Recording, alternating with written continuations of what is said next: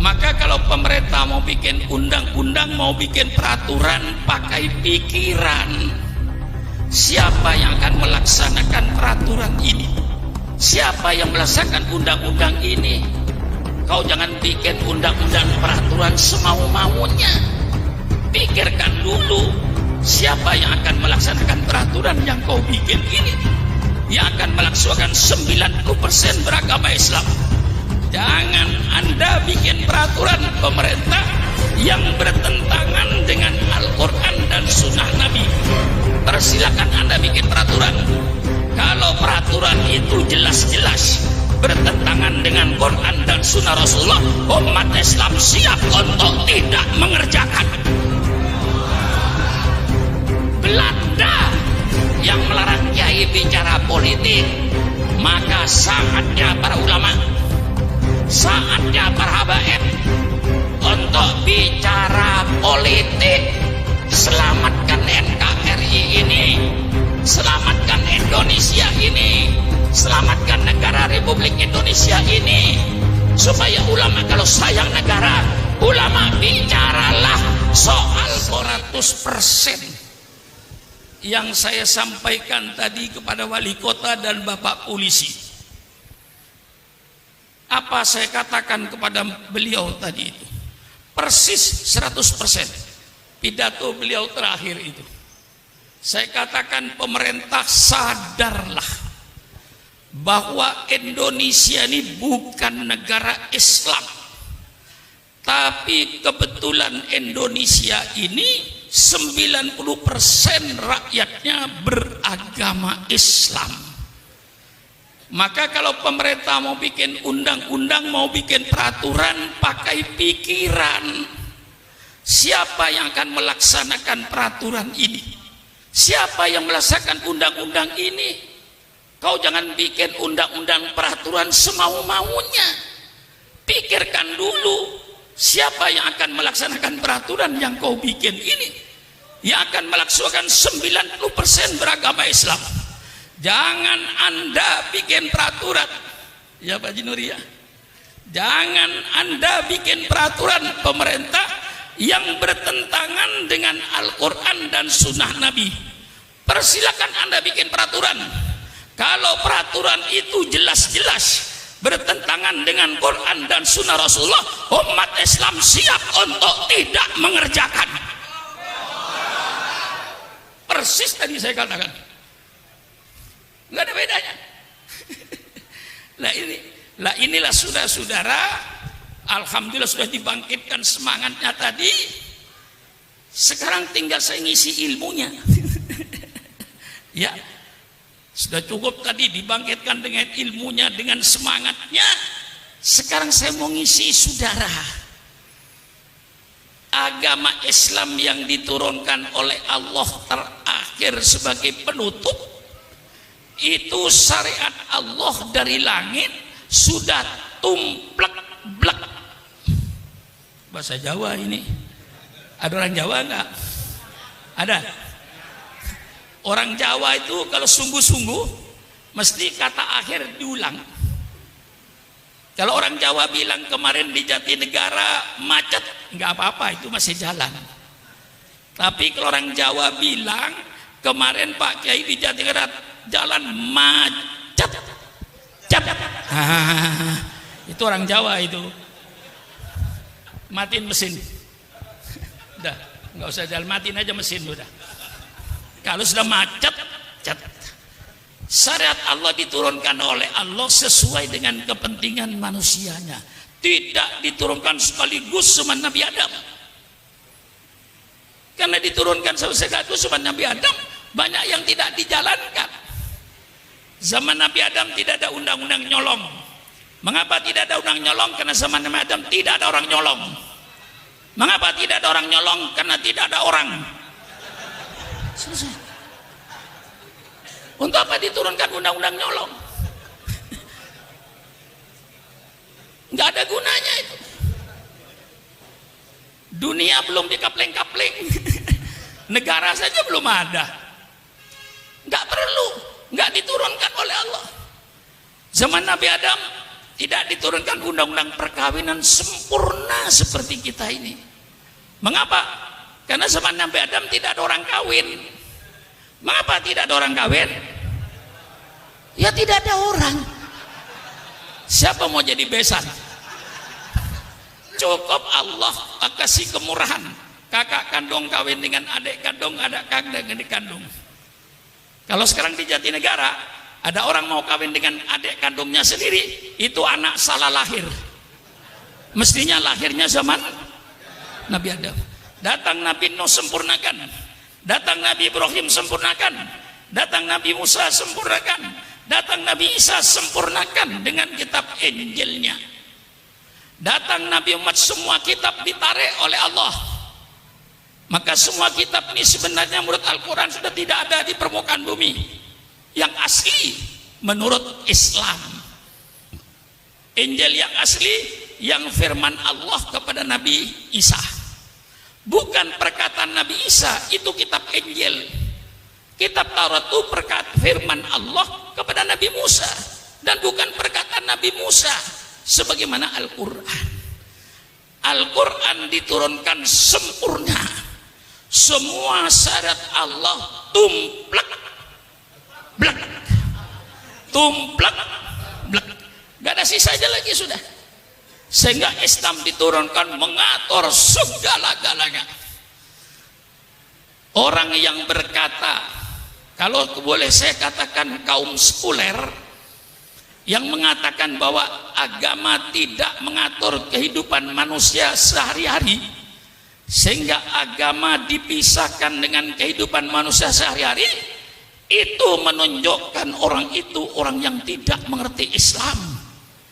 Kalau dia mengerti Islam dan mengerti syariat Islam, tidak mungkin dia berfaham sekularisme, karena Islam mengatur segala-galanya, mengatur rumah tangga. Mengapa Islam mengatur rumah tangga? Jawabannya gampang, supaya yang namanya suami, yang namanya istri, yang namanya anak mempunyai akhlakul karimah. Maka Islam bicara rumah tangga, bagaimana kewajiban suami, kewajiban istri untuk membentuk anggota rumah tangga berakhlakul karimah. Innama bu'itsu liutammima makarimal akhlak. Allah berbicara soal bermasyarakat, bagaimana kita bertetangga, bermasyarakat supaya rukun, supaya damai. Kembalikan kepada ajaran Islam, mesti rukun, mesti damai. Tetangga dengan tetangga mempunyai akhlakul karimah. Man kana yu'minu billahi wal yaumil akhir falyukim jarahu. Subhanallah. Mengapa Islam bicara soal bermasyarakat? Supaya anggota masyarakat itu bermoral, berakhlak. Islam berbicara soal pertanian. Mengapa Islam bicara soal pertanian? Supaya petani-petani itu berakhlak Islam. Jangan ngambil tanah orang walaupun satu jengkal, akan dikalungkan api neraka. Tanamlah tanah yang milikmu, jangan sampai menanam tanah milik orang lain. Nanti setelah panen apa kewajibannya? Lihat fakir miskin. Itulah sebabnya Islam bicara soal pertanian, supaya petani-petani itu berakhlak, bermoral. Mengapa Islam bicara ekonomi? Bicara soal jual beli, bicara soal koperasi. Siapa bilang Islam tidak bicara soal ekonomi? Orang yang berkata Islam tidak bicara ekonomi, itu orang yang bodoh, tidak tahu syariat Islam. Kalau dia baca Fathul Qorib, dia baca Fathul Mu'in, ada babul bai', bab dengan jual beli, ahallallahul bai'a wa harramar riba, ini ekonomi. Ar-rasi wal murtasi finnar, orang yang menyuap dan yang terima suap di neraka.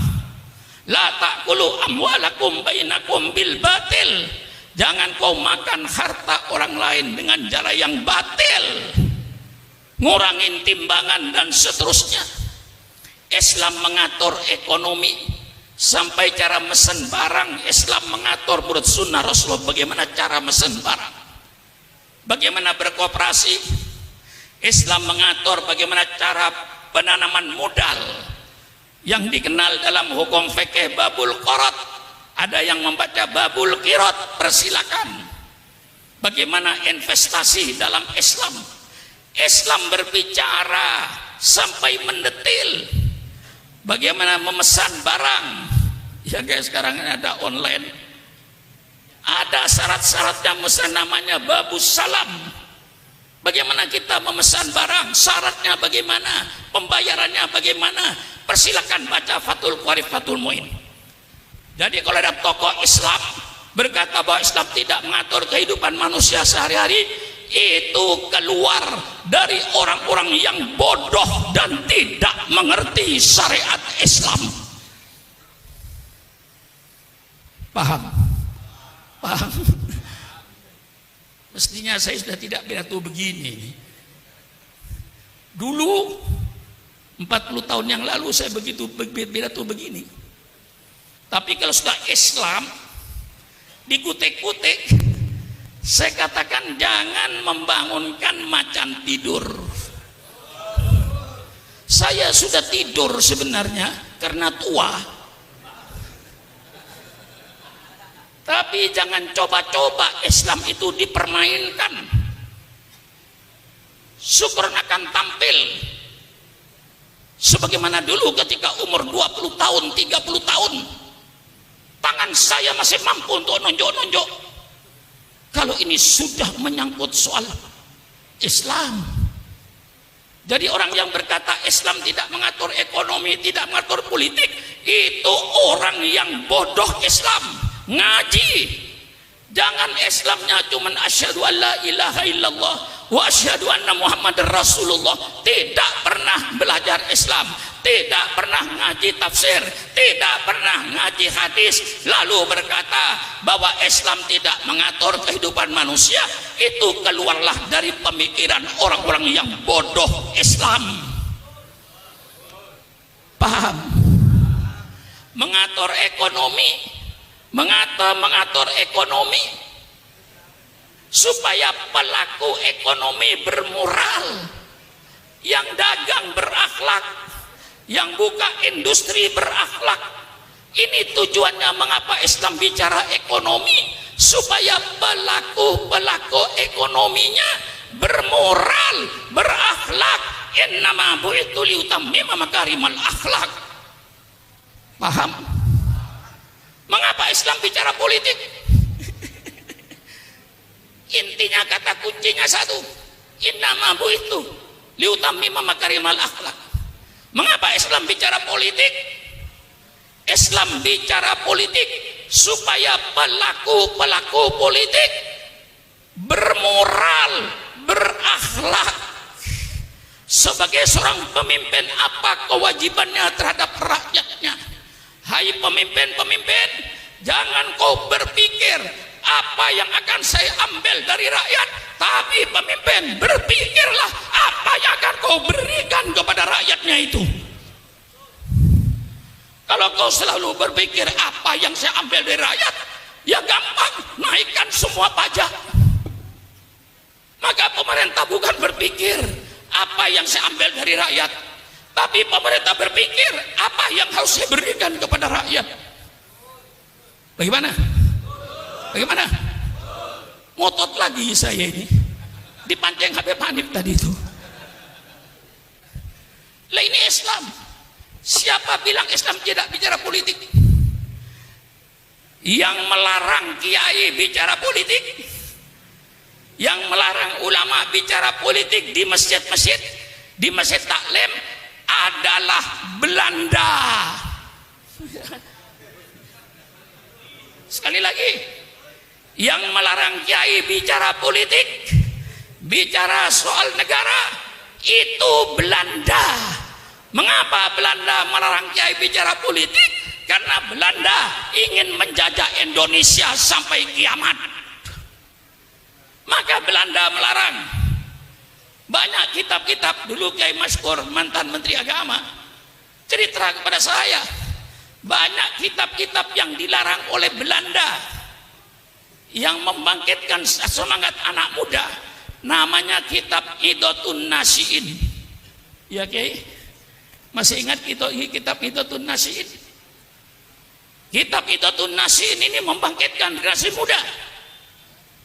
Kitabnya sekarang masih ada. Itu oleh Belanda dilarang. Kitab-kitab yang berbau politik, Ahkamus Sultaniyah dilarang. Baik yang disusun Imam Mawardi maupun yang disusun Imam Abu Ya'la. Tidak boleh bicara soal politik. Itu yang melarang Belan. Kalau sekarang ada tokoh di Indonesia melarang kiai bicara politik, berarti itu sisa-sisa. Tolong berhadapan dengan Syukuron Makmun. Mari kita duduk di atas meja dengan damai, dengan sejuk, sambil minum kopi. Betul? Mari bicara.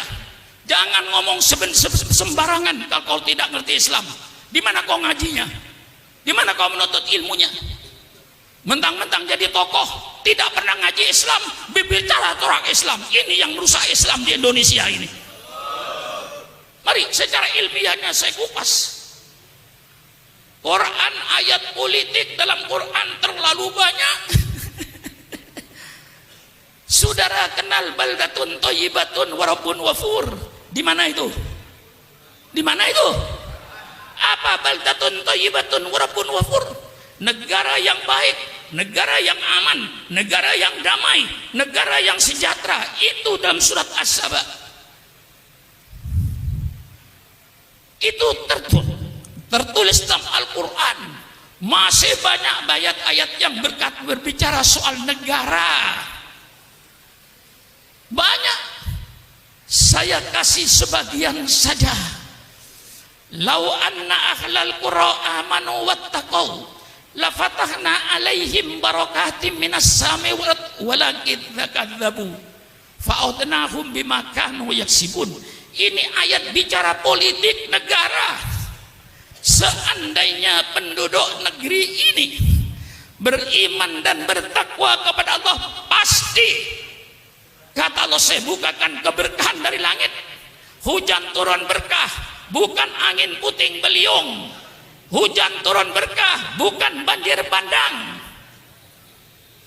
Hujan yang membawa keberkahan. Kami buka keberkahan dari bumi. Buah-buahannya tumbuh, padinya tumbuh, jagungnya tumbuh, yang subur, makmur. Lau anna ahlal qura amanu wattaqau.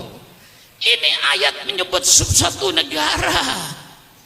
Wa daraballahu mathalan qaryatan kanat aminatan mutmainnah ya'tiha rizquha rawadan min kulli makan fakafarat bi an'amillah fa'adaqallahu libasal ju'i wal khawfi bima kanu yasnaun. Ini ayat politik. Allah memberikan satu contoh negara yang aman, negara yang tentram. Mengapa aman tentram? Karena keadilan. Allah datangkan rezekinya yang berlimpah ruah dari segala penjuru. Negara ini yang menjadi cita-cita setiap manusia. Negara seperti di Quran ini yang diharapkan oleh semua manusia. Tapi apa yang terjadi? Fakafarat bi an'amillah. Mereka lalu ingkar kepada nikmat Allah. Allah tukar. Fa'adaqahul libasal ju'i wal khawfi bima kanu yasnaun. Allah tukar rezeki yang berlimpah ruah dengan kelaparan. Berapa banyaknya bangsa ini sedang lapar hari ini? Subhanallah, subhanallah. Allah tukar keamanan dan ketenangan dengan kegelisahan. Lihat sekarang ini di Irian, di mana-mana tempat. Subhanallah, subhanallah. Allah bicara negara. Malah Allah menceritakan lagi bagaimana Allah cara menghancurkan suatu negara. Ini terperinci dalam Al-Quran. Dalam Al-Quran terperinci. Idza aradna an nuhlika qaryatan amarna mutrafiha fafasaku fiha faqa alahil qawlu fadammarnaha tadmira. Kalau Allah ingin menghancurkan suatu negara, apa yang Allah jadikan? Allah perintahkan orang-orang yang bergelimang dalam kenikmatan untuk taat kepada Allah, tapi mereka tidak taat kepada Allah.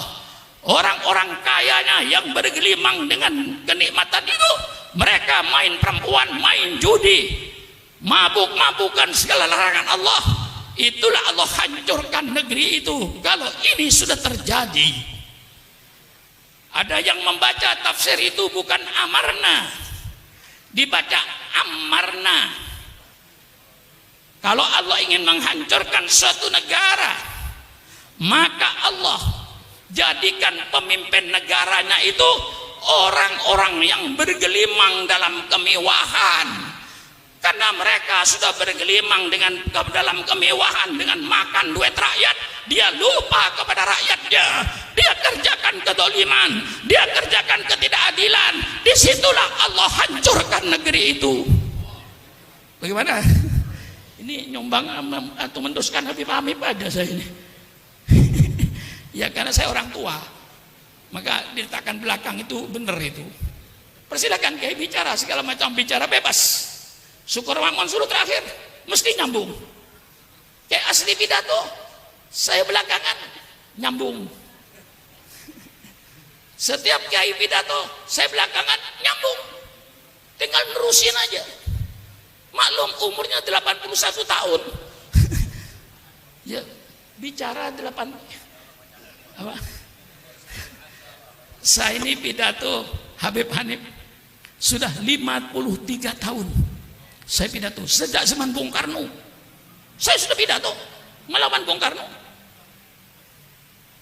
Mestinya orang Betawi itu secara psikologisnya sudah bosan melihat saya. Mestinya bosan Anda. Masa lihat muka saya 53 tahun?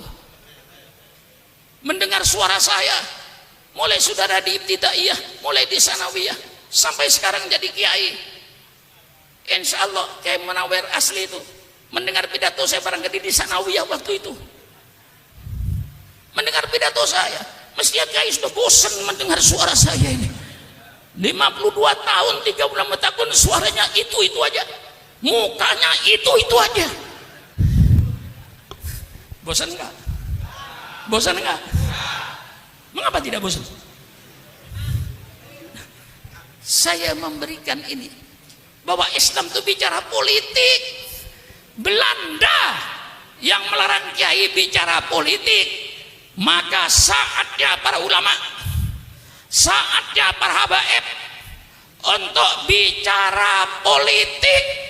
Selamatkan NKRI ini, selamatkan Indonesia ini, selamatkan negara Republik Indonesia ini, supaya ulama kalau sayang negara, ulama bicaralah soal politik di masjid-masjid dengan syarat politik Al-Quran yang santun dan sopan, politik sunnah Rasulullah, politik yang santun dan sopan, bukan politik seperti sekarang ini yang penuh dengan hoak, penuh kebohongan, penuh ketidakadilan.